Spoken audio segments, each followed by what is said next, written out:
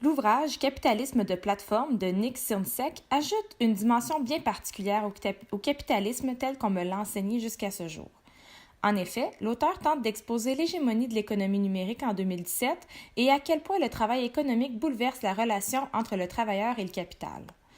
Ce dernier prend donc le temps de jeter les fondements historiques en mettant en lumière les premières théories d'organisation du travail moderne par Frederick Taylor et Henry Ford. Alors que ces derniers ont été les tout premiers à tenter une approche systémique, la tendance des années 2000 nous porte vers une analyse plus approfondie de notre capital humain afin de mieux y répondre et ainsi développer la citoyenneté organisationnelle.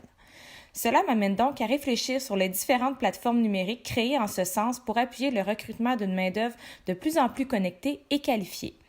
C'est ainsi que Facebook développe de plus en plus ses modalités pour les pages d'entreprise en offrant dorénavant la possibilité de recueillir les candidatures pour un poste précis directement sur sa plateforme.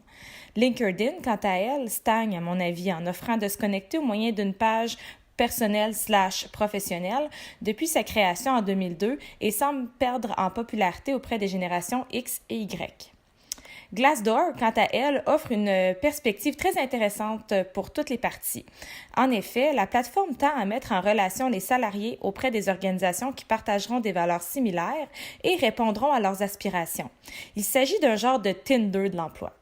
Vous pouvez y laisser votre CV et y lire des témoignages d'employés et d'employeurs, partager vos expériences de processus d'embauche et encore plus.